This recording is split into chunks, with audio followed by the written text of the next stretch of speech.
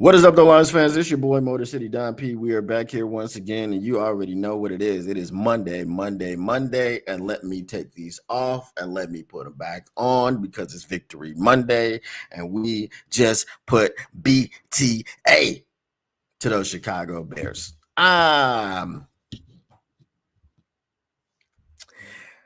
We are on LNU because it's Monday.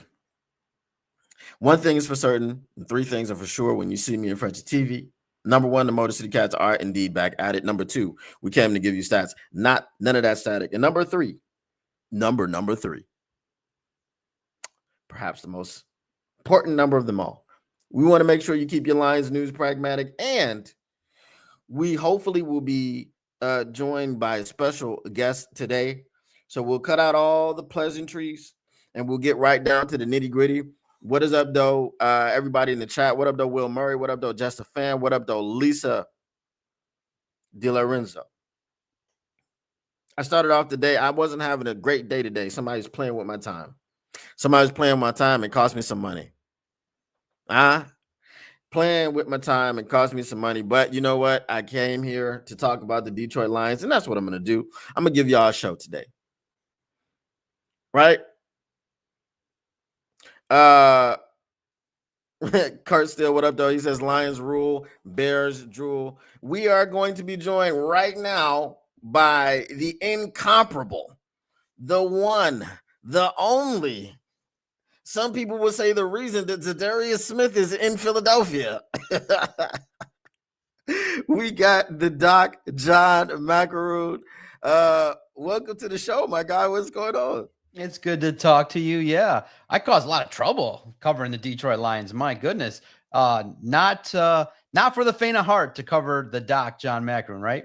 Hey, man, friend of the show. We appreciate you, man. Hey, listen, I don't blame you for Zadarius Smith going over there. Zadarius did what Zadarius did. I think Zadarius just felt some type of way. I think he felt disrespected because he didn't go to Philadelphia and get a whole lot of money, so. But that is what it is. How you been, Doc? I've been good. Listen, 50 points makes everything better, right? Listen, NFL, we all know winning cures everything. It's amazing. Mm-hmm. It's an opportunity to really kick the Bears when they're down, and it just kind of washed the bad taste out of everybody's mouth from listen, the Packers game wasn't good, and you need that criticism. You need that to kind of look at the tape and say, wow, we didn't play anywhere near our capability. They knew it. It just showed. That's the difference. If John Morton runs the John Morton offense, that can happen. And that's all everybody wanted to see was, hey, week one, you didn't run the John Morton offense. We all saw it. Right. They got called out on it. They didn't like it. And by the 6th, 7th time they got called out on it, they probably were not thrilled. But you have to ask those kind of questions. You have to ask, why didn't you run the offense that could score 50 points? And when they were able to execute and play at home, if that's the capability. But you also have to remember, the Bears suck. And now there's reporters that are doing exposés, a 3-4 part series on why the Bears suck. But listen, kick them while they're down. That was my thesis going into the season in the training camp Lone Wolves podcast was, when it comes time to play the Bears, you whip their ass. And that's what they did. Facts. Let me ask you a question, Doc. Are you a fan of the Detroit Lions? I was a season ticket holder. Absolutely. So you look at it from this perspective. I am born in Detroit. I was born in Detroit, born in Warren, Michigan, and grew up on the east side in East Point, Michigan, 9 Mile and Gratiot area for those that know. And yeah, absolutely. 1986, my mom took me to the Tigers, fell in love with sports. The 86 World Cup with, I think, Argentina was absolutely amazing. That's where I fell in love with sports and competition. So I'm a Detroit guy. I have only watched and supported all Detroit teams, and I root for Michigan Wolverines to lose. So I was a season ticket holder. I was a season ticket holder in 2003, but back when the prices were reasonable, back when you could tailgate behind Little Caesars Arena, and it was very affordable and very fun. But in 4 or 5 years, I think I saw 4 or 5 wins. So I'm scarred. I'm a scarred person, but in the end, you can cover a team and share what's going on and still pick apart what's going on. Mhm. So, look, for those that say, well, why do you ask these kind of questions or why do you propose these kind of thoughts? It's with one goal in mind. One, okay? And I'm of the opinion that this football team is far behind the NFL curve in terms of never being in the Super Bowl. They owe the fans. They owe a lot. So they have to make up for what they owe. And second of all, I believe just based on my own personal standard. Like I don't sit here and besides sometimes praising myself, but I'm of the opinion that, hey, if you start something, you try to reach your absolute potential. And I did that. I started a podcast from a basement in a studio far worse than this in 2013. And I said, okay, once people started saying, try this, I made super high goals and I met them. So the goal for the Lions is to win the Super Bowl. That's it. I don't have to kiss their butt. There's a lot of people that do that for them. My thing is that I grew up and I always was gravitated toward excellence. And what was excellent? It was Bill Parcells and the All the other teams. 49ers and the Cowboys and excellence. So why would you follow or do anything less than excellently? And then Bill Belichick and the way he treated Tom Brady, it wasn't like, if he went 19 of 20, when he came back and sat down in the film room, they were looking at that one throw that he missed and saying, hey, why did you miss that? That's how you become excellent. And I think the Detroit Lions should be viewed from that prism, which Dan Campbell finally said. He said, I understand all the hate. I understand all the noise. We're a team that people are watching because we're relevant. This is far better than when they were irrelevant and we were talking about the draft at this point when they were 0-2 and looking terrible. This is a football team that people should pick apart because this is a team that you could argue if they made two more moves could be right there in the top 3 conversation of being a Super Bowl caliber team. Right now, they're not in that conversation. They got holes. They got major holes. So I'm mad about that. And so I feel owed. And I'm always of the opinion you're first or you're last. That's it. First or last. And, just because I'm not the fan that kisses their butt. They have a lot of that. There's enough of that. I took it as if I had ever a chance to talk to the players, it would always be, if you gain 50 yards in a game, why didn't you gain 60? What happened so that you weren't excellent? And that's the way it is. And I'm lucky to be able to present myself the way I do, but it's not going to be nice sometimes. And sometimes it's going to be direct. And sometimes it's going to be asking questions that some fans want to know about. And I got lucky to be able to earn that spot in that room for the last 7 years. This is big facts, John. I think the problem that we face, and we're so starved and so hungry for a winner. We're so starved and so hungry for success because in this franchise, we haven't seen too much of it. We've seen greatness. We've seen elite greatness with Barry Sanders and Calvin Johnson, but those trophies that they have, those aren't called Lombardis. Those are called world championships. And I wasn't alive the last one they got. My father was 12. He's now 80. So this is the thing. And unfortunately, the only way forward for a lot of people is to go out and say, well, everything they do is great. Everything Brad Holmes does is great. And I think so people like you, people like Syndicate, people like myself, you get hate from, what do you call them, the Brad Gooners, the home slappies. Yes, Brad Holmes, and I tell people this all the time, Brad Holmes is not doing anything new. You know who did this before Brad Holmes? Martin Mayhew. And you know what happened with Martin Mayhew? He made 2 mistakes. Made 2 mistakes, and everyone hates him. The first mistake was that he let Sue walk out of the door, but the one that he made before that was he drafted Eric Ebron over Aaron Donald. Instead of having Aaron Donald play beside Ndamukong Suh, you had Eric Ebron. Right. And that was the end of Martin Mayhew, and no one looks at Martin Mayhew favorably. But again, Martin Mayhew was Brad Holmes before Brad Holmes. Now, if Right. Brad Holmes allows all of this stuff to happen and he doesn't get an edge rusher, look, we're going to talk about Marcus Davenport. Come on, bro. Like how long did we talk about him for the entire offseason? And he's hurt again already, Right. And seeking so, second opinions. yeah, look, man, it's tough because if you look at it from the other side, we all know what the Lions fans wanted. They wanted a bigger investment in the player opposite of Aiden Hutchinson. That's a fact. Mhm. Everybody knows it. The Lions, unfortunately, are paying their own guys and they're sticking to a philosophy. It's just what do you believe? And then just also to your point about being a fan. Remember, I'm also now getting paid to do this. I'm Yeah. being paid to also remember that when you run a website, you're tasked with appealing to the fans, but Hmm. also appealing to those that have some criticisms. So we Right. have a wide range of varying opinions, from mine to Vito's to Christian's to Emmett. So we got four distinct different voices. Mine's the loudest because I have a Hmm. Twitter page that I spend a lot of time cracking jokes on. Hmm. But in the end, we are, I believe, fair.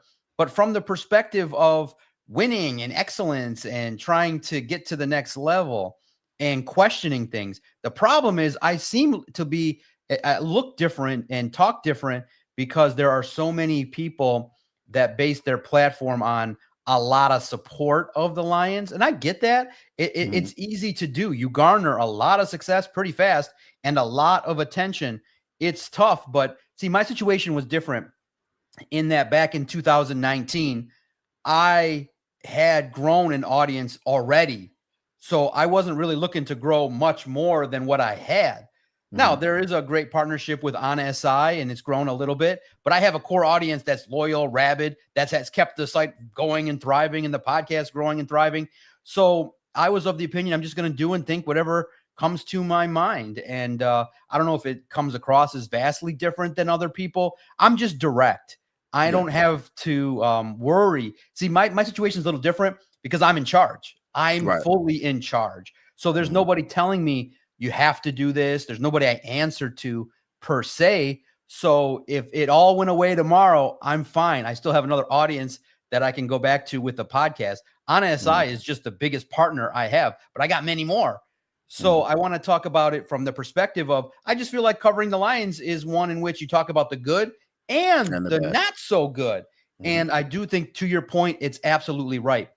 The defensive end spot is one in which it was wild because Brad, I don't know if you ever understood the way in which I presented it to him. Sometimes there's a lot of noise when you're in these large groups, but I Hmm. said to him, Brad, to your credit, you've built a team that really only has maybe one or two holes, Hmm. maybe if that, So fill them. and that's the defensive end spot. The spot that people are looking at is like, we feel good at safety. We feel good at linebacker. Obviously, that was before Frank Ragnow retired. We feel good about your offensive line.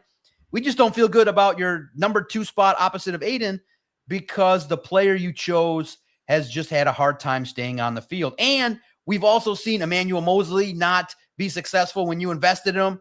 Levi Onwuzurike, player, DJ we Chark. just haven't had luck where no matter the draft spot or where it's been like, hey, if the players had injuries, they've just been re-injured in Detroit. So we're just calling back patterns to what we're seeing. And he's like, basically kind of had the attitude of I'm shocked you guys are asking me about this and acting like the question was not really valid. But in the end, he says that he trusts Aiden Hutchinson. He's got to pay him 45 or $50 million.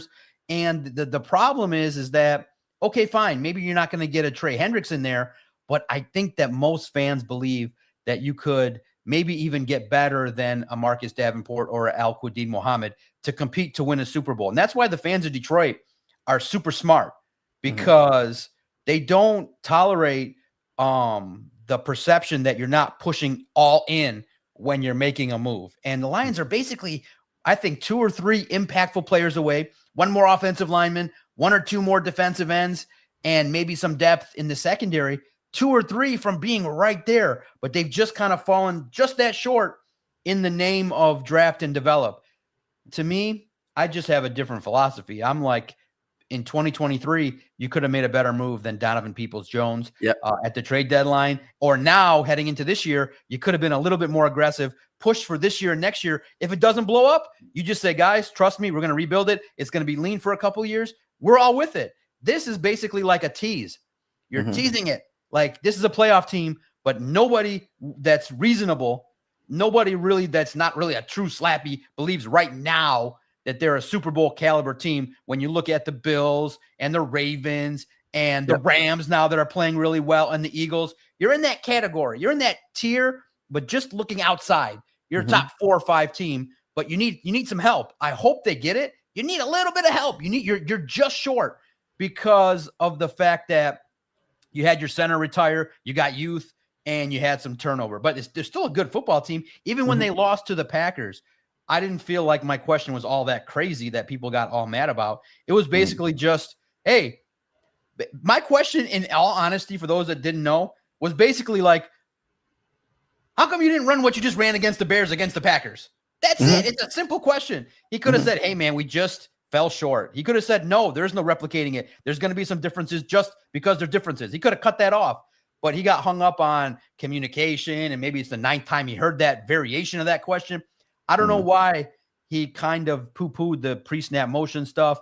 It was just different. That's all. The whole world saw it, and I just didn't think he'd ever think maybe in week 1 somebody would talk about it that directly. Well, guess what? Now it's going to happen. The fan base is hungry. You're a Super Bowl caliber team. And now the best part about NFL football is you can talk about winning, and then you can talk about winning in style points, which is great. Like, hey, if you got a caliber team that can drop 50 on people, why not drop 30, 40 every week? It's not feasible, but we can always ask those kind of questions. And I was always of the opinion, Don, that if I walked into a media room and everybody was happy to see me, that something was wrong. Like, you have to ask some tough questions sometimes. You have to ask why some things are not going well when you have a loss, or you have a player that's not maybe meeting expectations, or you have, a quarterback that people really respect in Jared Goff, but, you wonder a little bit about, can he take his game to the next level? So I asked those questions. I'm not limited by needing favor. I'm free because I don't need favor. I don't need approval. I'm actually genuinely curious about the stuff I ask. And for the most part, a lot of the stuff I write about that I ask about, people read, and I'm very happy. For me, the proof's in the pudding. I've stuck around. It's one thing to get a job. It's another thing to keep it.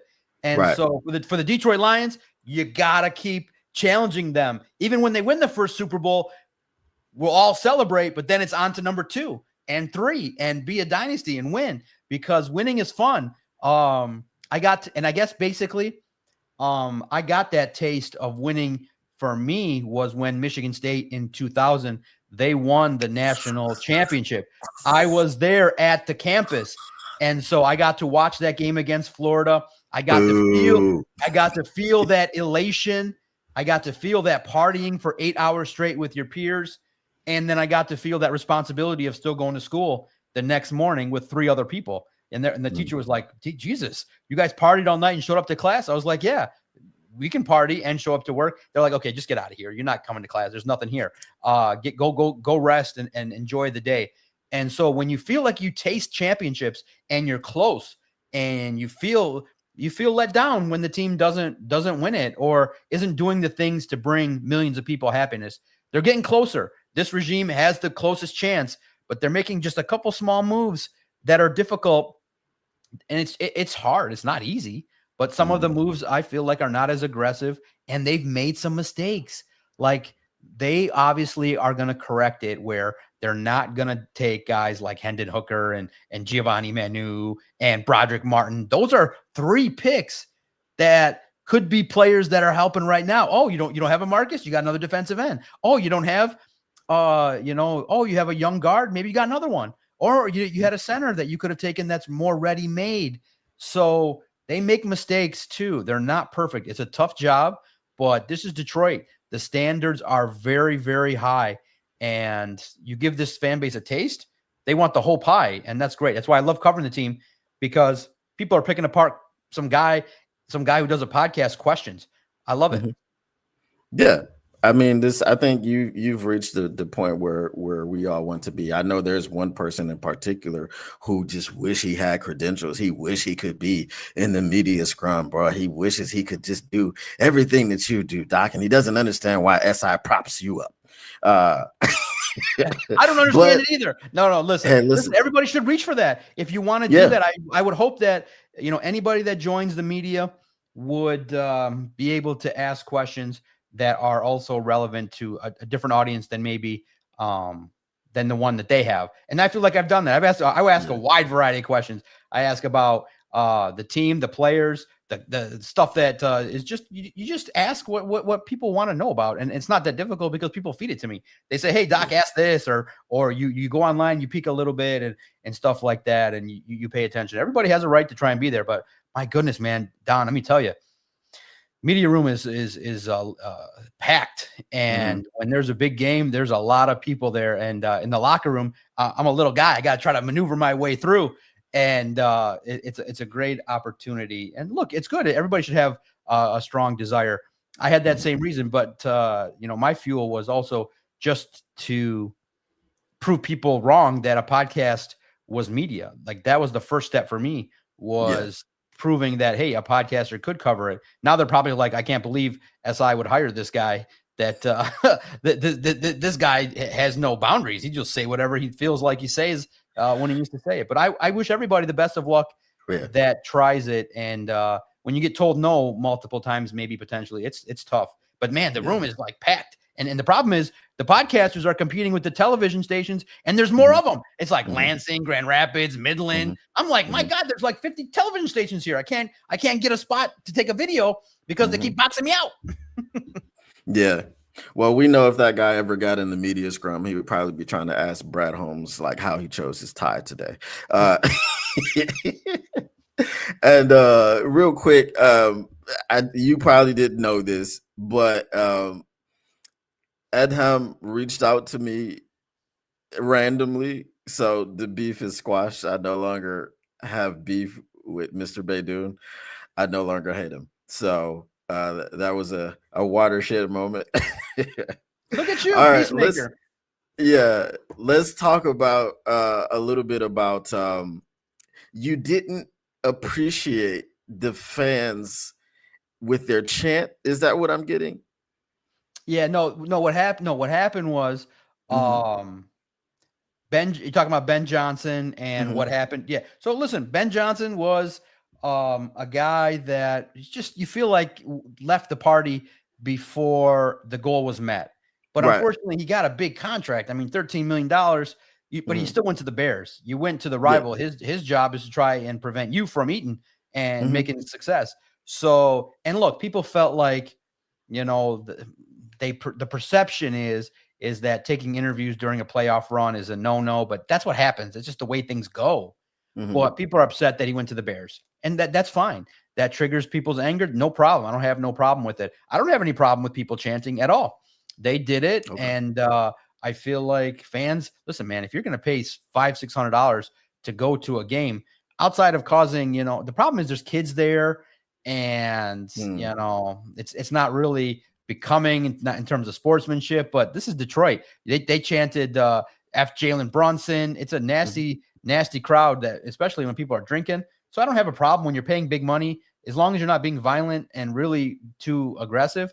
Then it's not really a big problem. But listen, I wanted the Lions to rub it in Ben Johnson's face. That was that was the goal. It's not to win the game. It was to destroy. I use a different phrase, but in this day and age, you can't use that phrase anymore. Even from 2 weeks ago, I use a different phrase that I can't use anymore. But basically, I'm glad that the Lions whooped the ass of the Chicago Bears and made everybody feel better. It took the bad taste out of everybody's mouth, and they can move forward now. But you can't really, which was great, because it's a different dynamic where people get mad that you overreact negatively, but then they go and say, man, that win against the Bears means that you never have to worry about the Lions offense. John Morton is great.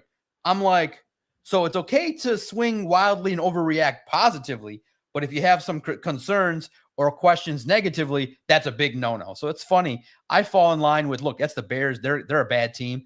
And I had already known that because I am a crazy person, and I read almost 100% of, unlike some who read like 10%, I read like 100% almost of Lions content and stuff that might not even involve the Lions, might involve the Bears or the Vikings. There's a reporter that's doing like a 3-part series on why the Bears are dysfunctional. I was like, that's awesome.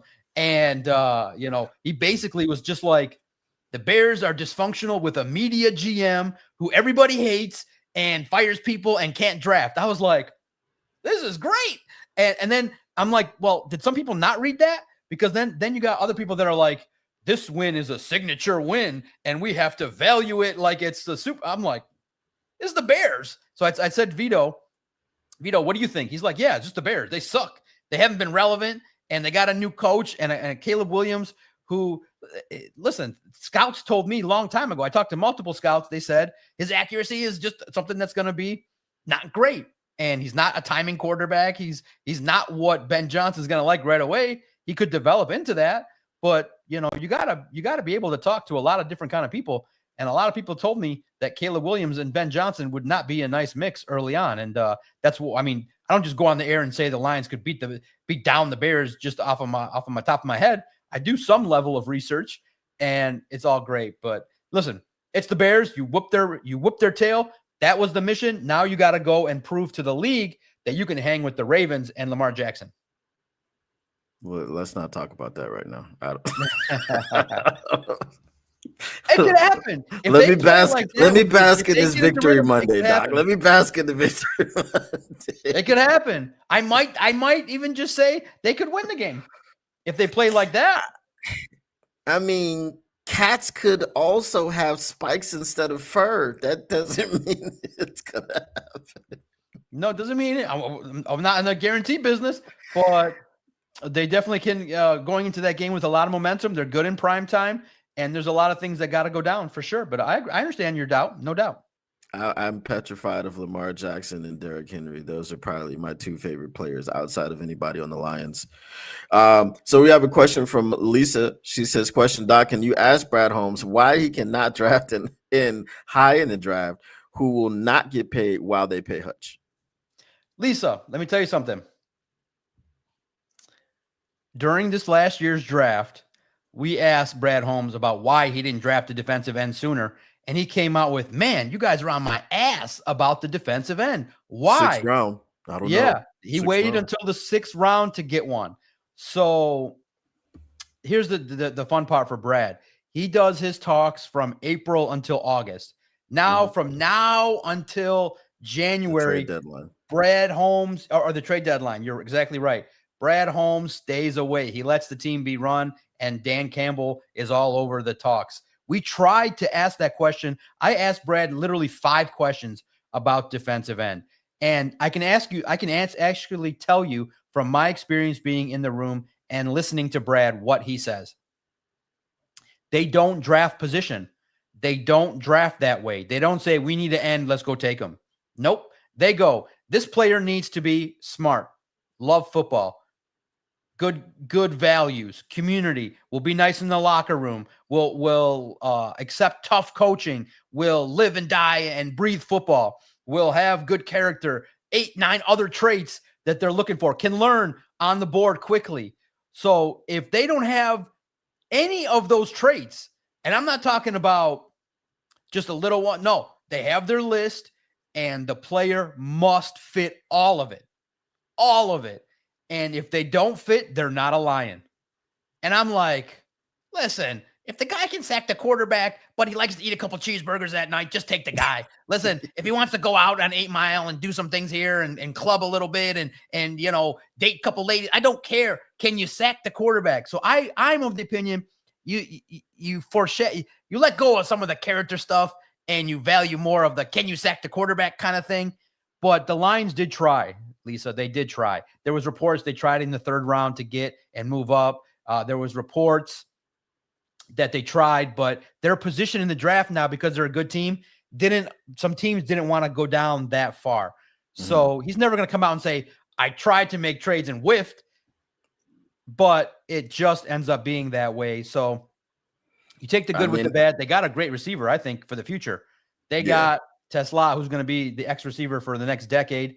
You just can't build the perfect team. He just didn't find the right guy until he found Ahmed, who fit 19 different criteria. And you're absolutely right. What we got to do is like, Brad, can you just loosen up a couple of those criteria and just make it happen? But I do think that there's a chance maybe they find somebody, that's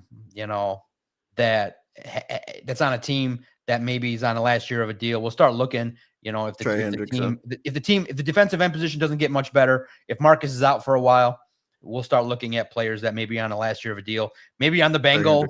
Maybe the Bengals will start shipping people. We'll see how it plays out. But Brad is trying, but he's not closing the deal on that one spot opposite of Aiden. Hopefully he does. I'd say with him, I just don't understand why he gaslights us. Like, oh, the fans are mad because Aiden is so good and we just don't go get another one. No, we weren't asking you for another Aiden. We asked you not to cut Za'Darius. but also Don, he's over 30 years old. He didn't go through camp. They just feel like if you wouldn't have cut him, he would have gone through camp. It's it. That's a fair assessment. But listen, Brad Holmes is one of those guys. He favors the youth. That's his deal. He favors the youth. I mean, we hope that AQM can step in. Everyone loves AQM, but my thing about AQM was that he's a role player. With the Lions, he was on the couch. Yeah, he's a role player. Yeah. Listen, he has basically a ceiling, and but the Lions will take it because he's consistent. They know what they got on him. They'll take that, but they need better. The fan base understands that. They are loud. They know that. They need better, but they're going to see if they're able to get pressure from Derek Barnes and linebackers and others as well. Look, you saw Brian Branch become a missile and get the football out. So they like what they have, but you're absolutely right. That's the biggest thing that could be the issue with Brad Holmes is he doesn't like shopping outside of the organization. So let's see. And look, he's had some big whiffs. Cam Sutton, he's sitting in the Allen Park getting some treatment, and the police are looking for him. So they're like, we got a guy in our building that people, the police don't, And then you got Emmanuel Mosley that burned him. So the external free agents haven't been all that great. But hey, you got to take the good with the bad. They got Amik Robertson, who's also a great addition to this team, and I hope that DJ Reed ends up being a nice replacement for Carlton Davis. And we got DJ Reader. I mean, I think we have more good than bad. Cam Sutton is he's an outlier. Emmanuel Mosley is your fault, just like Marcus Davenport is your fault, just because you're ignoring their injury history. So you can't be mad like, oh, Emmanuel Mosley. Yeah, that was a bad signing, and so was Marcus Davenport. So now we want you to fix it. Go get someone who's not going to be injured. I know you've got to go. I don't want to take too much more of your time. Listen, I'm going to, because it's starting to get hot here, so I'm gonna have a shirt. Finally, I'm gonna make the official keeper of the JMO shirt. Okay. I'll send you one. I'll see if you get one to JMO. You know what I'm saying? That's all. This is from Motor City Don P. He wanted to gift you this shirt because that's my guy. And when he got re-signed, all the Oakley shades wearing fans, were out. Listen. Hey, listen. Here's the best part: the lines are open. You can send it right to their facility. You know the address. I'll tell you the address. You send it right to the facility. Send me the address. Send it right to the facility, and then send a letter and say, "Hey, Motor City Don P. shouts out from overseas, man." Yeah, they'll take it. Okay, cool. I'll definitely look. What happens is if I give it to him, he'll smile on my face. He'll be like, "Cool," and then he'll just throw it on the floor. Yeah, you got a reputation. I had to write about his arrests and talk about it and his maturity and that was always tough too, because you're like, man, JMO, you got to be mature, and everybody's like, this is nothing. I'm like, this is not nothing. It's not potentially really serious, but it's not nothing. And luckily he matured. You can see the difference. The thing is that the tough part about the homers is that they sometimes don't want to listen to your point. My point was, I wanted to see this JMO that we see right now last year. That's it. Yeah. He's mature. He's talking like he's supposed to talk. He's not making any trouble. He does what he's supposed to do. That's all we were saying, is like the football player that we see right now, we wanted to see last year and the year before. And that's all we were saying. And people are like, oh, he's da da da da. Like, look, man, when you get paid that much money, it comes with the responsibility to mature. Yeah. But luckily, the chronological age has met his maturity. And Yeah. thankfully, he is now mature, and he's going to mature out there on the football field. He's comfortable with his money, and he's going to be productive. And hopefully all those mistakes are behind him. But that's what I'm saying is that sometimes homers just don't want to budge on the support. Jamo's going to hate Detroit. And I said, I can give you 86 million reasons why he will never hate Detroit. He's not leaving Detroit because of my big mouth. Shut up. Shut up. Shut your mouth. Shut your mouth, Homer. Shut your mouth. There are 68 million reasons guaranteed that he's going to be just fine. Let me report on the Lions. Yeah. My goodness, let me open my mouth and speak freely and stop trying to shut me up because I'm saying something that you don't want to hear. The problem with a lot of people too, and it's even outside of sports, is they hear something they don't like and they get so angry that they want to shut up the person that's saying it. And I'm like, I welcome all opinions. I like your opinion. I like the other person's opinion. I like different things. I may not agree with it. I may not like it, but I entertain it. And so that's what people maybe are mad about with me is that you think what happened last week was the first time the media got mad at me for questions, like the third, fourth time. Dude, I have thick skin. It's not a problem. It's never going to be a problem because I have friends that call me names, friends that laugh at me because I stink at fantasy, friends that think I'm not supposed to be in this job and the other guy's supposed to be in the job. They're like, how come the other guy's not get a credential? He'd probably be asked so much better questions than you. And I'm like, probably, but I'm just crazy enough to put all the pieces together and finally to be able to navigate everything. So it's a fun thing. I understand it, but you got to remember, you can't silence voices. You have to engage them like the best. Here's what people do. They wonder why you get blocked on the internet. Listen, if you're going to come at me with a message that says, you don't know football, you're a effing loser, and I don't like your questions, and here's why. You think I'm going to sit there and entertain that kind of debate? No. I will entertain a whole lot of things. You're not good at your job, But if you're disrespectful, I don't need to engage in that kind of conversation. That's simple as that. So I guess I'm saying it through your audience, and we can start it now. If you don't like something I say, it does not need to start with an interview, with an interrogation of calling me annoying or calling me a boob or calling me unlucky or why does he get a pass? How did he get there? My story's different. You are not ever going to be me. That's simple as that. You're not going to outwork me. You're not going to do anything more than me. I've done it already. And I've done it now for the 8 years. You got to just stay in your own lane and figure yourself out. But just tell me, hey, John, you said this. Here's why it could be looked at differently. That's all. And then maybe I'll look at it and say, yeah, maybe you're right. And maybe I'm not. But what people do is they go and they want to drop a bomb on you like it means anything. Like, what does it value to you to tell me that I don't know football? Okay, well then in the end, it's a bigger compliment that I'm getting paid to cover football if I don't know anything. Okay, so I may not know as much as you, or I may not spend 1,000 hours watching film, but I watch enough to where last week I went on the internet and said, hey, John Morton, maybe set up the run with the pass. Maybe be a little bit more creative. Hey, why don't you stop running it in the interior? Did that just come out of my ass? No. I watch film. I talk to people. I do research. I talk to scouts. I text people with my 2 phones. So you may not like me. Don't you mean your 15 phones? Yeah, and you exactly. run your 87 businesses all at the same Exactly. time. You're not going to silence me. You can't. I own the company. I have the job.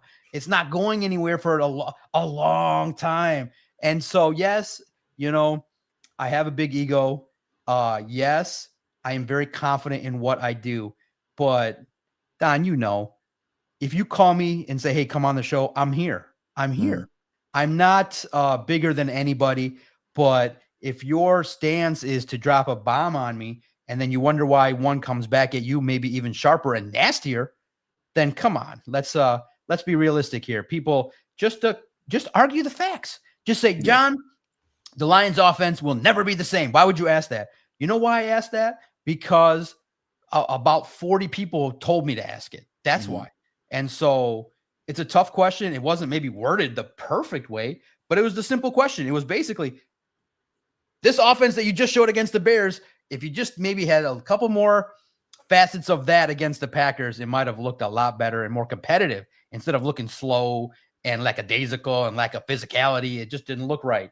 And the whole world wanted to know about it. So, and again, Y'all too, better show it on Monday. you have to look at this. You have to say, Don, that you have to ask questions sometimes that make the person you're asking uncomfortable.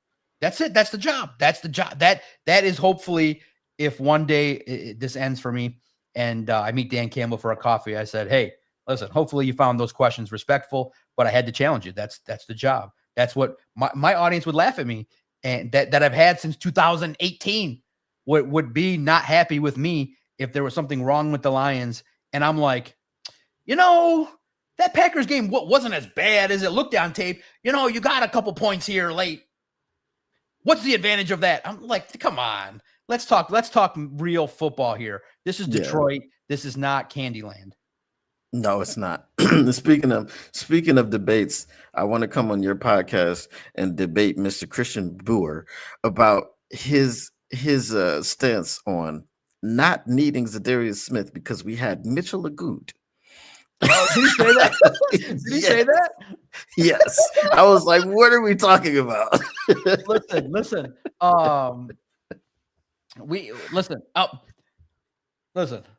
I love Christian. He's a journalist. So the journalists sometimes, and they're a unique group of people. I love them dearly. I have 2 on my staff, but they read stuff and they get influenced by what they see. And Mitchell had a couple good practices. And it's against, it's just the context sometimes gets missed. And make sure you send me that so I can send it to him. There's nobody that I love ribbing more than Vito and Christian. But truly, outside of the silly junk talk I do to journalists, there's no higher respect I can give them than paying 2 or 3 of them to be by my side and say, hey, protect me through the landmines of all these commas and semicolons and grammatical stuff and keep me afloat, because I'm wild. I have earned that right to be wild, and I respect them. But yeah, Christian and Vito, they have some takes sometimes that make you go, huh? And that one, I can't wait to tell them. I'm like, bro, I went on an interview and they said that you said that they don't need a better edge rusher than Mitchell Agude, and he got cut. Yeah, I have to try to. I have to try to find the article, but I know I mentioned it on several shows. I was like, because a lot of times I'll read your stuff, you guys' stuff, as the information, and I'll react to it. And I was like, when he said that, I was like, hold on, wait, huh? We've got some promising prospects like Mitchell Agut. Do you mean the Tom Kennedy of the defense? What are you talking about? Right. Listen. There's no better spot that overreact than training camp. You have a couple sacks against a guy that's not going to be on the team, and he's on a couple watch lists, and people are like, this guy's going to be great. There's a lot of players like that we've all fallen in love with, but you have to live in the moment. Listen, you can't be 100% in your accuracy, and there's no guarantee that if Zadarius Smith was here on this team, he would be doing what he's doing at this point in time. You never know. But listen, I'm hoping that's called copium, John. Yeah, I'm hoping that the defensive end position shores itself up. But man, and here's what stinks. I do a lot of podcasts, and one of my favorite ones is with my cousin Adam Strozinski. It's called Doc and Jock, and you hate to do that to players, but we were like, how many games is Marcus going to last? Let's just kind of say, and it's been a running tally. I'm not going to say what I said. I'm not going to say what I said publicly. Adam's like, bro, 3. He's like, 3, bro, 3. And Adam's not attached to anything, so he'll say it. And so he messaged me this morning. He's like, I knew you were busy at the game, but it looks like he only lasted 2, bro. And it's tough, man, because it's just unfortunate.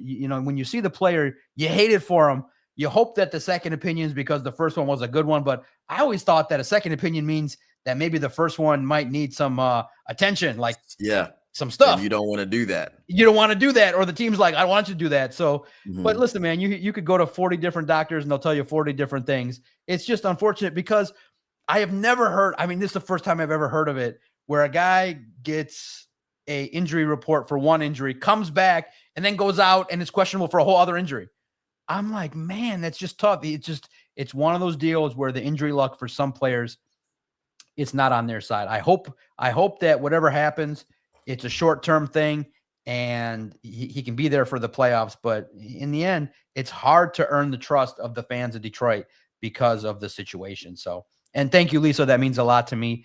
I think I'm just in a better position to be able to ask those questions because there's nobody breathing down my neck, saying don't ask it or keep favor or nothing like that. I am responsible for me. That's it. The views expressed by John Macaroon do not necessarily reflect those of On SI, Vito, Christian. They are the views expressed by me. And guess what? I can stand the heat. Thank you guys, because I'm going to share with you, Don. I'm a good psychologist, great at writing, but I think I'm really good at marketing in the end. Okay. And I need some all attention is wonderful attention. That wasn't the attention I was hoping to get, but in the end, it's nice when people are like 50%. That was amazing. Nobody asked that. And the other half are like, you're a boob. It's kind of nice. It's well, like because I'm in that position now. I'm 46 years old. I've been teased as a youngster. By the time I hit 30, I didn't care anymore. And I went into the job saying, I only want to look one man in the mirror and be proud of him. And that's me. And so far, so good. Yeah. Well, I'm pretty sure you will have that coffee at some point with Dan Campbell. I'm pretty sure, I'm pretty sure he'll. So Don, if the Lions win the Super Bowl, you flying in, we're all going to get drunk at the parade? Me, you, Don, all the YouTubers get together. Let's all get drunk and see if we can stay out of trouble. You coming to town? Well, I don't drink, but I'll watch y'all drink. Oh, we got it. All right. Don's going to be the Doc's designated driver. He's like, there we go. I'm like, that's the Doc? That's how he acts when he drinks? I'm like, I thought that guy was going to be sipping on some whiskey. This guy's like down in some Colt 45 and stuff. He's like, this guy can't control himself. This is not what I thought this guy acts like. So you mean don't you judge would the book by its cover. You mean Don, you would get on the stream and you would have some malt liquor and some weed, Doc? Yeah, why not? Yeah. But you don't look like me, Doc. The first time, listen, maybe, if it happens on your show, because you've been so kind and gracious and funny, the first time I indulge in that kind of stuff, it could happen on your show. I'll just not live smoking, but maybe I'll get a bear or a rope or whatever these kids are doing these days and just get after it. Hey, and I'll send it to Syndicate, and he can send it to the other guy. You can say, listen, the best part is that those that don't like me, they don't really know me. They've met me once and they just go off of what they see. This act that you see riled up here on the internet. I'm really more toned down, but I get to get riled up and they're like, you are not allowed to talk junk to me, but I can talk junk to you. I can say all these things about you and say you're not a ball knower, and then you can't handle some stuff back. It's all fun. In the end, I have no hard feelings towards anybody. I've shaken hands with half of these people. It's great. Everybody's doing their own thing, and everybody's trying to make their pathway, and I'm having a good time with it. And like Robbie says, I'm just trying to make jokes, and some jokes are funny, some are not, some needling. Really, in the end, Don, the big thing is that I like to needle everybody. Like when I'm walking in the media room, I'll just see a couple people and be like, they still let you here? They let you in here? They didn't cut you off yet? They're like, I'm like, damn, you're old. Like, you know what I mean? But they know me. And so if you say that to people that don't know your intention, it comes across as being like arrogant and rude and all that kind of stuff. But that's fine. I don't care anymore. I'm 46. If you like me, you like me. You don't like me, it's fine. I've compartmentalized all that in my head, and I'm having fun with the job. It's a great job. It really is. It's worth having, but it's a lot of work. But it's tough because there is a section of people that don't want any type of criticism to come across their feed.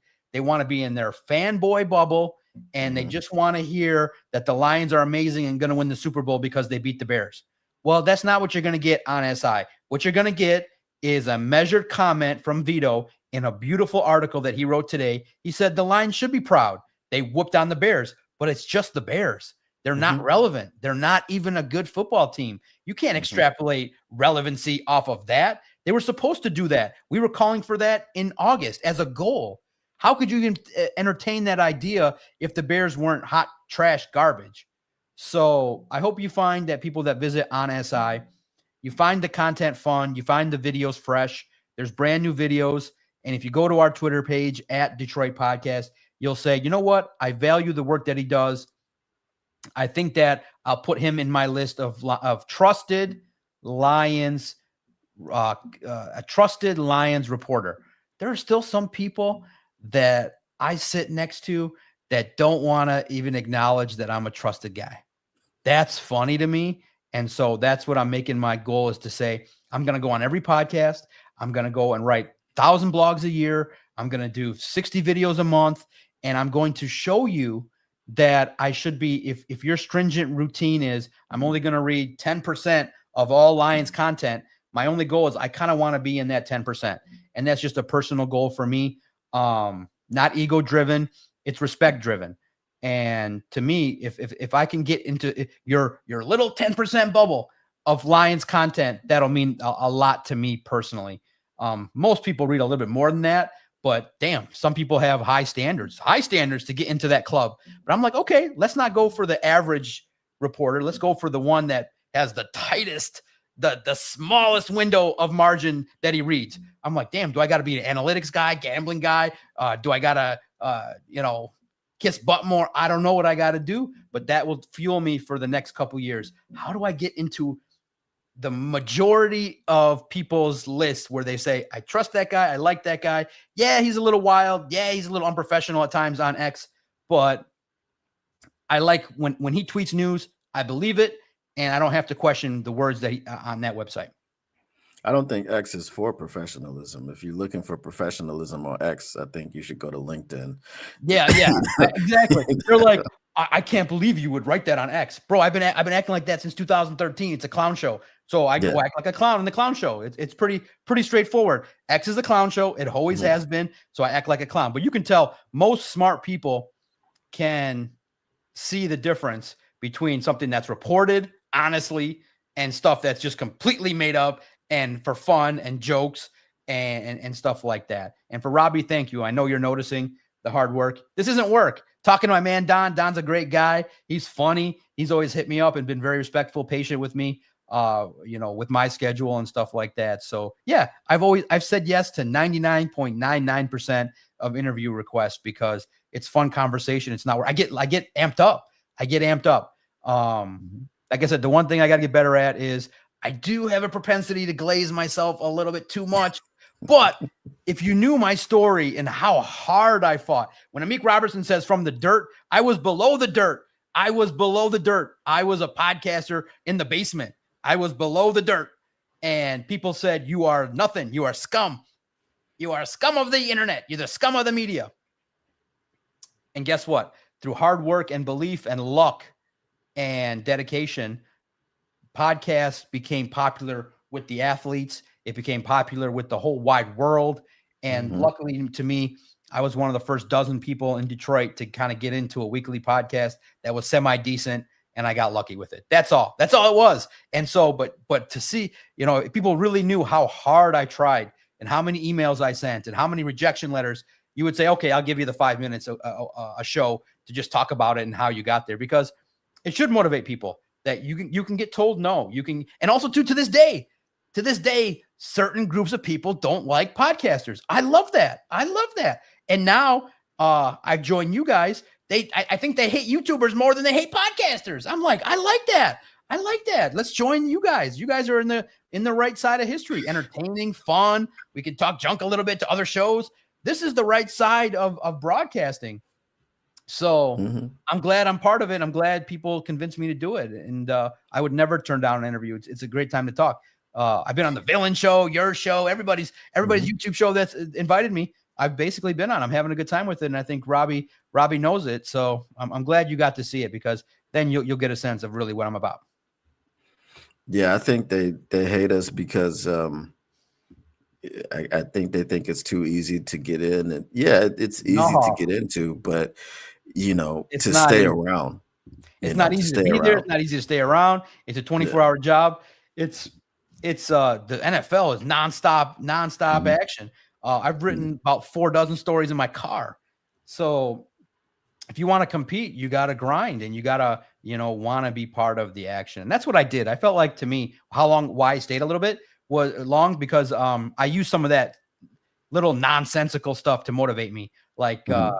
people not acknowledging you, or journalists playing with making their own rules. Like, there's rules. Journalism has rules. It's straightforward. Now, Mhm, I acknowledge I don't follow most of them. I don't even know half of them, but I do know the big ones.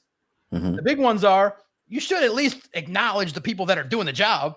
mhm. You should at least respect those that are doing the job and not act like, because you don't like the person or you don't like their style or flow, you act like they're not there.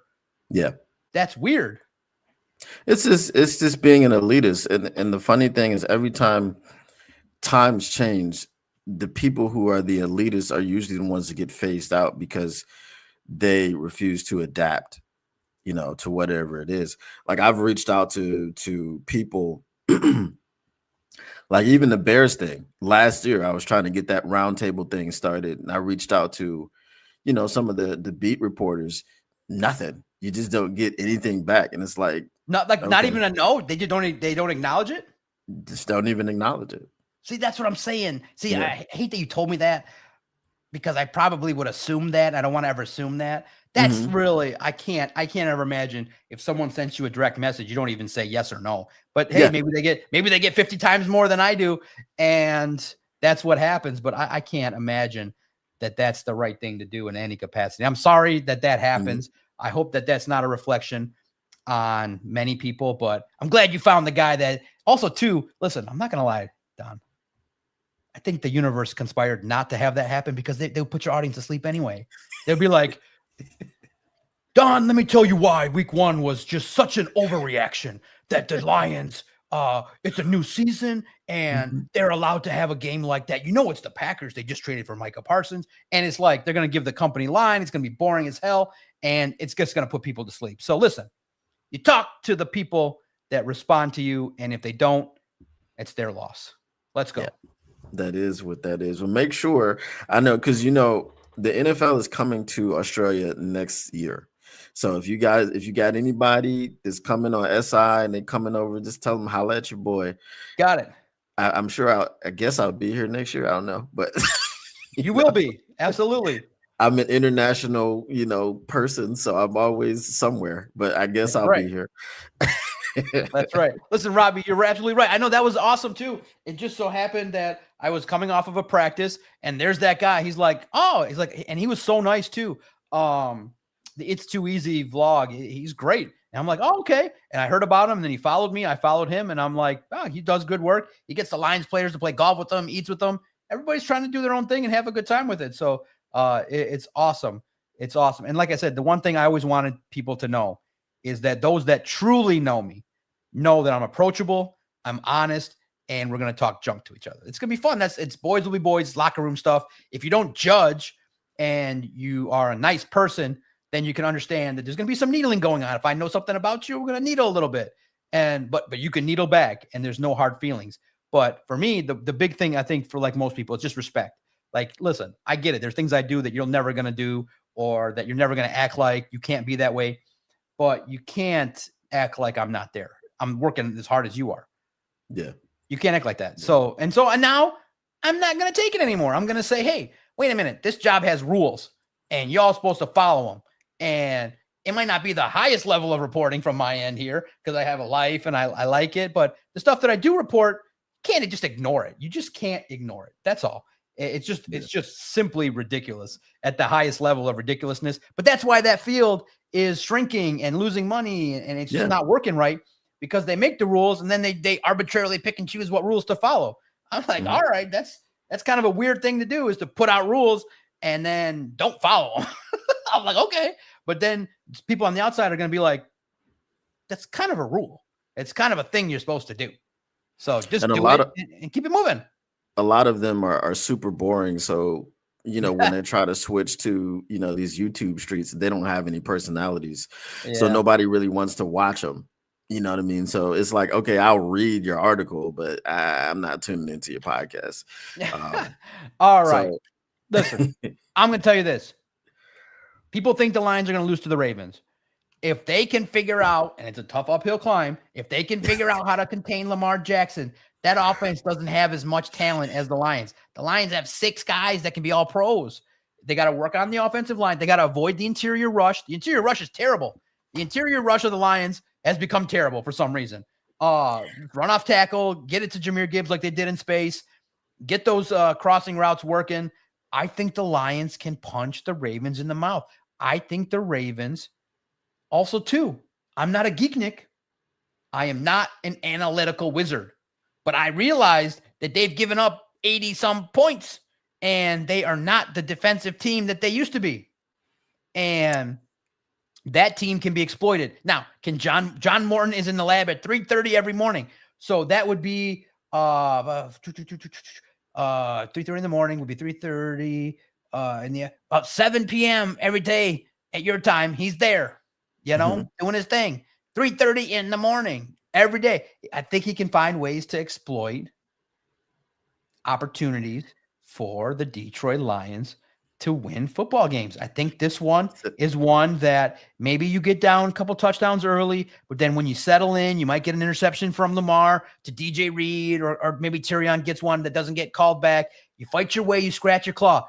If you can drag them out to the deep end of the sea in like 14-14, 17-14 in that fourth quarter, the engine revs in that fourth quarter. So you heard it here first. Before I do my hardcore preview, I'm thinking like 23-20, Lions grind it out early on. They grind one out because they're going to run the ball well. They're going to try to shut up the Ravens, and the Ravens don't look all that great outside of Lamar and a couple offensive weapons. I think the defense can be had. I think they're going to find some loopholes to get in early on. So I wasn't going to talk about it, but you pulled me into this.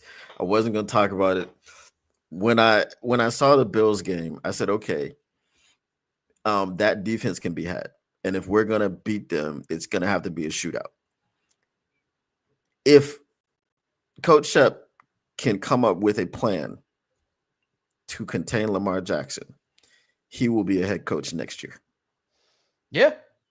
There you go. Then we're going to have to deal with this coordinator thing the entire or you just let Lamar beat you and nobody else. Just like let him run for like 80, 90 yard touchdown, but nobody else gets explosive plays. Listen. Tire him out.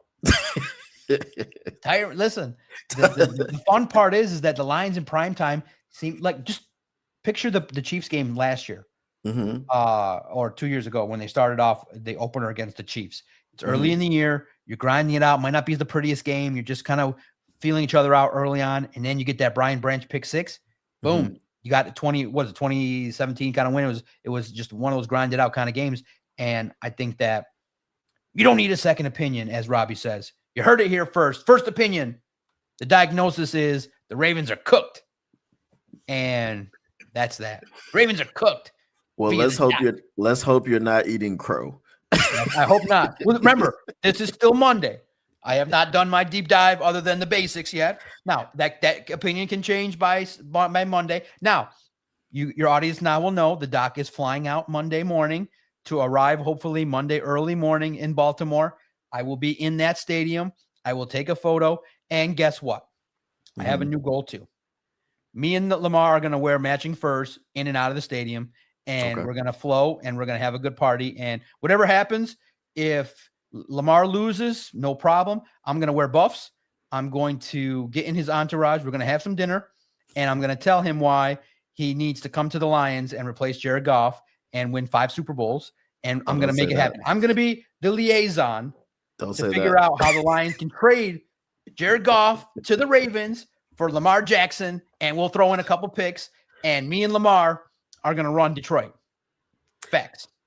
Are you a seafood guy? Yeah, absolutely. Okay, there's like a pier next to the stadium, M&T Bank. And I don't remember what the restaurant is. I was there in 2017. Okay. Or 2015. One of the last times I was back in the States. But they've got this seafood restaurants down there on the dock. Nice. Bro. So it's like right down the street from M&T Bank. All right, that's it. I will be there. Yeah, I'll enjoy some lunch there. I'll get my yeah. seafood. I'll get my lobster. I'll get my crab legs. I'll get my scallops on. We'll see Oh, they got the what hits the buckets. palate. Yeah, or lobster rolls or whatever Hmm. kind of things that hit my palate that day. I am a seafood connoisseur, and I'm a big Yes, fan all over the place. So, absolutely, thank you, my man. Send no me problem. again a reminder that there's stuff by the stadium, and I'll Okay, report back maybe if they win and handily. I'll come back on and we'll give you a review of Baltimore and my experience to see if Lamar Jackson is now part of Doc's entourage. Because okay. Well, not I hope everybody so. can be in my entourage. I'm very selective. You got to have a good crew. You got to have a nice male female ratio, and you got to Okay, be able to hold a conversation. You got to be able to entertain me a little bit because I get bored and want to watch some football. So if they can have, if Lamar can entertain me, maybe get me into a couple places that I don't got to wait in line. If he's got something to offer to the table, I know he's entertaining. I know he's an athlete, but if he's got something to offer, me and him can be friends. yeah. I think he's a little bit more exciting than Derrick Henry. Derrick Henry Yeah. seems like he's great. He doesn't seem like he's got the most personality. But Lamar, You know what? That'll be the goal. Will be me, Lamar, and Derek. We'll all sit down in a room, and I'll listen. You hang out with me a little bit. We'll have some fun. We'll have some conversations. yeah. Derek will have some laughs, and he'll open up a little bit. He'll get on some TikTok videos. He'll make some videos of some good times. Just as long as you keep them up all night Yeah. and tired, The night before, right? so they can't make it to The night before. No, done deal. Done deal. I Mhm, plant the seeds now. mhm, When the Lions face the Ravens in the Super Bowl, mhm. me, Derek, and Lamar will catch up, and it just keep going on and on and on. And I'll just keep ordering the Dom and the expensive stuff and the Remy and whatever they need. And we'll Mhm. just, for some reason, Lamar Jackson and Derek don't look right. And they'll be like, what happened? And they'll be like, Mhm. this idiot Doc took us out. And it'll be like a legendary story. This podcaster took us out. They'll be like, which podcaster took out the Ravens? And it'll be Right. like, the guy that covered the Lions. And they'll be like, he planned that stuff on a podcast back in September. Mhm. That's what's going to Mhm. happen. I'm going to plant the seeds starting from now. This is a scouting mission. This Okay. is a early scouting mission to plant the seeds to derail the Ravens when they get to the Super Bowl against the Lions. Derek, That's John, and this, I'll take one for the team. Derek, John, and Lamar and are Lamar. all in the slammer because they couldn't handle what was going on. They were staying up late in San Francisco, screaming at the top of their lungs. And there's a video. We don't know what's going on, but these three people were acting a fool the night of the Super Bowl, and there's an issue. I don't think there's any way someone would have to commit person aside. Right. I know, to right? get I'll be like, Doc, to we get got this locked curfew. up before I'll be the like, Super Bowl. listen, forget the curfew. John Harbaugh's cool. I'll get on the phone with Jim and be like, listen, Jim, I know I've really said some nasty things about you, but Mhm. they need a pass. Thank you. Mhm. Tell your brother Mhm. John that we need a pass. Thank you. Yeah, for sure. That's it. Don, I enjoyed the talk, man. Hey, it's always great to have you on, Doc, man. I appreciate you coming out and hanging out with us and taking your time. Real quick before you go, remember you got to send me the information for the line so I can send that shirt Yes. to JMO. Yes. What do you think the outlook for the Bears is for the rest of the season? Jalen Johnson is now, I think, out for a long period of time. That's a Out big for the loss season, for I their think. defense. They got to figure Mhm. stuff out. Caleb Williams is going to have a year of development trying to figure out this offense. It's a timing-based offense, and I think I see them struggling. It's a tough division. I probably see them winning 1 or 2 games in the division. They'll finish last, and I think that it's an uphill climb. It's year 1. So I give them what Dan Campbell had, 3 wins, 4 wins, if that, and it's going to be a struggle, and they're going to have talks about the quarterback position, but they need to play better. The Bears just laid down against the Lions, and that's a bad sign because the whole world knew how important that game was to Ben. He hates losing. No, Davenport is not like that. He's fighting hard. That's a bad reputation that he's got, and he doesn't want to have it, but it's just his body is not at the moment conducive to staying healthy. It's just the way it is. It's just some players, they just get banged up, and that's what happened. I don't listen. In the end, he's only making a certain amount of money, Yeah. so it's and also too, I believe it was a 1-year deal. Mhm. So if you look at it, Lisa, from just a factual common sense perspective, the better he plays, if he gets 10 sacks, he could earn $14 million next year Yeah, from we somebody we else. we went over his contract. I think he's guaranteed like $1 million or something like Yeah. that, or something a So little bit less than that. if But he if has he a good plays everything and does everything and reaches all the up to incentives, he's 5, got 4.75. yeah. So he can double that with a good Yeah, year. So he ain't doing that. I disagree. yeah. All right, Doc. We will catch you on the flip side, Fact. and enjoy your time in Baltimore. I And we will. shall see you later. All right, peace out. All right, y'all. Let's talk about this Bears game a little bit. We appreciate the Doc for coming through. Um, everybody's good now. Everybody understands. Uh, the Bears are not a good team. Okay, the Bears are not a good football team. I hope not everyone is not too excited about what we did to them. We did hit them with that BTA. Okay, we drop kicked them. Okay, we opened up a 2-pack, a 2 can, right? A whoop ass on them. Listen, Caleb Williams is an extremely talented quarterback. He's an extremely talented football player. When you make him hold the ball, when you make him play from behind, the hero comes out. And when the hero comes out, bad things happen for the Chicago Bears. The defense was all over him. They had 4 sacks. They probably could have had 3 more. There's one I'm glad that Hutch did not get, because that led to Kirby Joseph's first interception of the year. And I forgot to tell the Doc that I wanted to get Slim Pickens to Kirby Joseph as the official nickname, but we'll get it to him some kind of way. But we're going to get into the Ravens coverage tomorrow. I'll do some mailbag. I don't really want to think about the Ravens too much. I've been afraid of this game since they put it on the schedule. I don't like playing the Ravens. I don't like playing Lamar. We almost had him in 2019. It took old Justin Tugger a 66-yard NFL record field goal to win that game against the Detroit Lions at Ford Field in Detroit.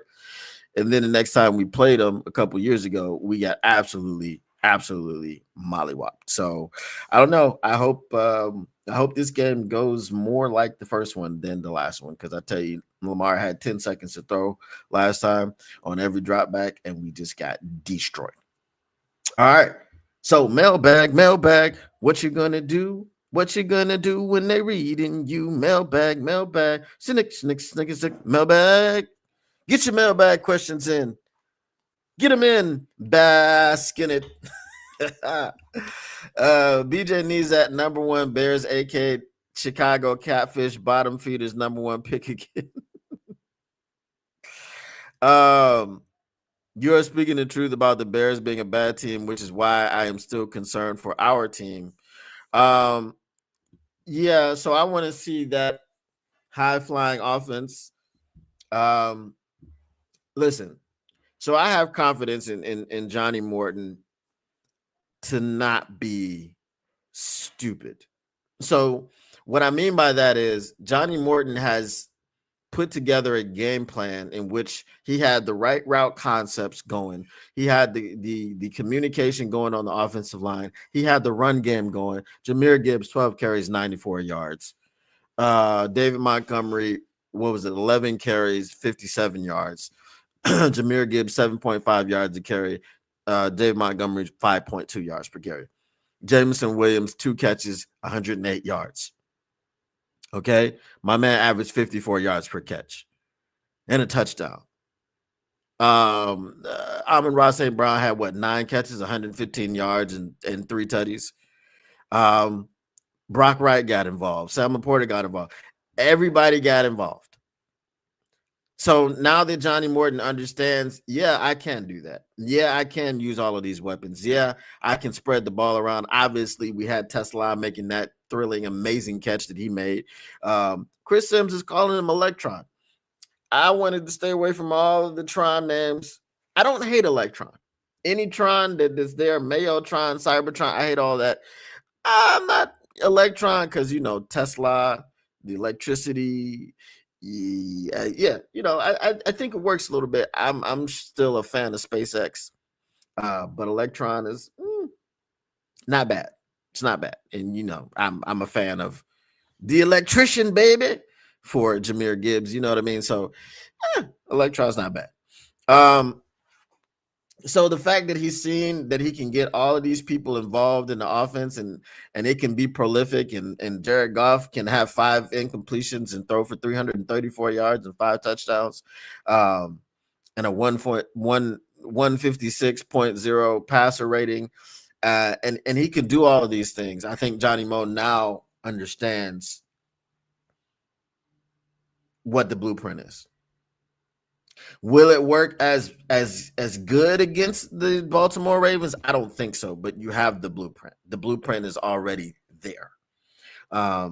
So because you know what you're doing, I don't have a problem with it.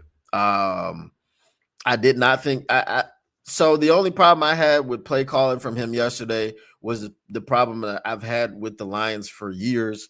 You throw the ball backwards or you go backwards on first down, you lose 5 yards and then you come back with a run. I've always hated that. I've always hated it. Now, if you're first and 20 because you had a holding penalty and then you come back with a run, I mean, it doesn't suck as much, but I still hate it. Right? As John said, as the doc said, hey, why don't you pass to open up the run? Right? Because we always do it in the reverse. When it's first and 20 or when it's second and 15, stop running, because generally you're not going to get too much. So that was really the only problem that I had with him yesterday. It wasn't a perfect game by any stretch. Goff missed some throws. People missed blocks here and there, but it was a much, much, much better showing than what we saw against the Packers. All right. Mr. Morale 31C says, nope, anything remotely similar to Megatron is a no for me. Like I said, Sunday, it's lame and lazy. It is. But we can't call him Electro. But like I said, SpaceX is good enough for me. Lion King, is Marcus Davenport hurt? He is indeed hurt. Just as I said, when the doc was saying, his cousin said, well, how many games will it be? Well, it'll be 3. Like, y'all know I've been telling y'all the entire offseason. He played 2 last season. I needed to see him get past week 3 because he got injured in week 1, missed week 2, came back in week 3, played a quarter and a half, and was out for the rest of the season. I said I needed to see him get past week 3. Davenport's situation is not a situation of laziness. It's not a situation of lack of want to, of lack of desire, or lack of will. I mean, he got hurt twice in the game. He came back in after the ankle injury. Then he gets a sack and lands on his shoulder or whatever it was, and now he's got a shoulder injury in which he's seeking a second opinion. That Marcus Davenport's body is not able to handle the rigors of an NFL season. That's it. It's not because, and again, they were talking him up all this offseason. Oh, he's working on his condition. Oh, he's working on his durability. And my question was, why now is he working on his durability? And he's been in the league already 7 years. This is year 8. Why is he just now waiting to work on his durability? I didn't want to be right. I didn't. But I was. And now he's hurt again. We don't know how long for. My man, so the concerning part for me was when they were interviewing him at his locker and they said, you want to give us, update on how you're feeling, da da da da. He said, nope. And then later on in the same interview, they were like, okay, so, really nothing serious. He was like, I don't know. We about to see. How do you not know if you seriously injured or not? So, that is what that is with Marcus Davenport, bro. I don't know nothing else. I can't help you.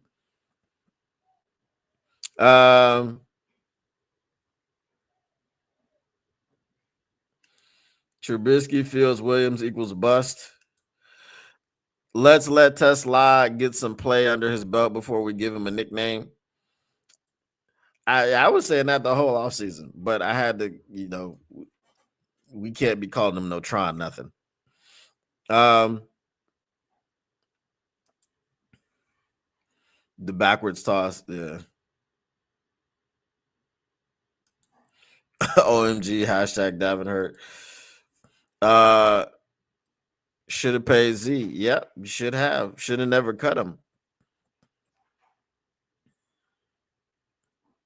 It's been betraying him for years, and that's not Davenport's fault. What's the fault? You have to look at Brad Holmes. I mean, at some point you have to learn from your mistakes. We talked about Emmanuel Mosley. That was a mistake. But the thing about Emmanuel Mosley is we were at a different point in our roster construction. We weren't a good team when Emmanuel Mosley was here. We were trending towards that way, and maybe having a corner on the opposite of Cam Sutton, who wasn't supposed to be your number one corner in the first place, maybe having someone on the other side of him, allowing him to be a number two, which is what he's supposed to be, right, would have propelled you to the Super Bowl. Maybe you don't finish that season 9-8. Maybe you finish at 11-7. Who knows? 11-6. Sorry, bad math. Okay, but now we are in a Super Bowl window. We are chasing a Lombardi. This is the expectation of everyone. So now that this is the expectation of everyone, we have to make moves like having an insurance policy for Marcus Davenport, right? I'm not mad that Marcus Davenport's on the team, because guess what Marcus Davenport did yesterday when he hurt himself? He got the first sack of the season. Hutch didn't get it. AQM didn't get it. Davenport got it. But you sign guys off practice squads and they're inactive. Where's Tyrus the Virus? How many games has he played out of the two? None. He's a healthy scratch. What about that dude's name? Was it Andre Carter II? He don't play.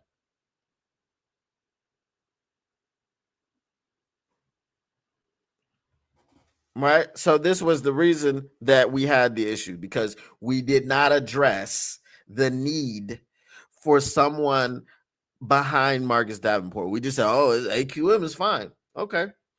We'll see how AQM, because he's about to get his opportunities. Dan Campbell said he's going to get more opportunities. He's definitely going to get them, because Marcus Davenport is going to miss time, however much it is.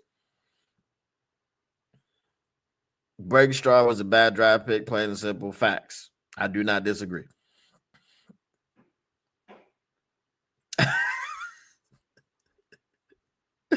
Maybe that's what his career was for. The Nookie.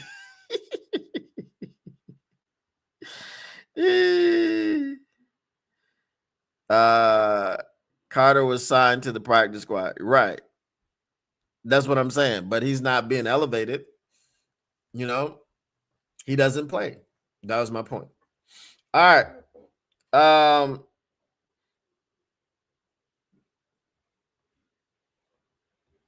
We're going to go ahead and sign on off here. Guys, if you have not checked out the NFC North report, make sure that you check out the NFC North report on Motor City Cats. I am painstakingly watching these games. I got to rewatch the Vikings game so that I can tell you how bad JJ McCarthy looked and what you have to think, or what you have to worry about as far as their defense. Their defense looks a little bit different this season. I don't know. It looks like Brian Flores is trying to do something other than blitz, and it ain't really working too great. So, yeah, I'm going to rewatch that game later today. Thankfully, I have Game Pass, so it's only going to take me 40 minutes just to go through all of the plays and not have any of the stoppages, none of the commercials, none of that stuff. So it's just going to be all game action, fast and furious, coming at you hot and heavy. Pause. So make sure you check it out. A lot of time goes into it. So right now we've got the initial one, which, I had some audio issues. I don't know what that was, but that's up. We've got the Packers version, which went up. Thursday night, Friday morning. We've got now the Bears and the Lions version, which is up for week 2. The next one will be the Minnesota Vikings. So we're going to give a report about these teams every week after the games that they play. So next week I will have to watch 4 games. I'll have to watch the Packers play somebody else. I'll have to watch the Lions play the Ravens. Whew, which was a given anyway. I'll have to watch the Bears play the Cowboys.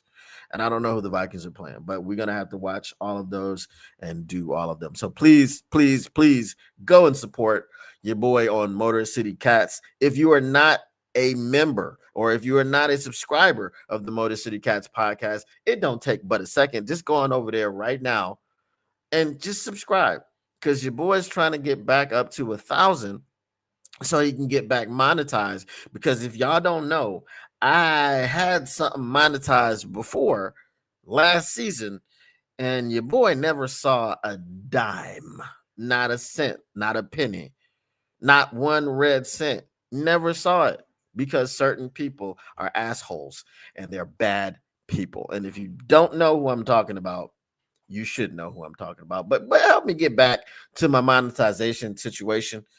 You know what it is, a hydration situation. Anyway, if you know, you know. Appreciate you guys once again. The Motor City Cats are indeed back at it. We came to give you stats, not none of that static. Whatever you do, make sure you, if you want to win, let booby spin.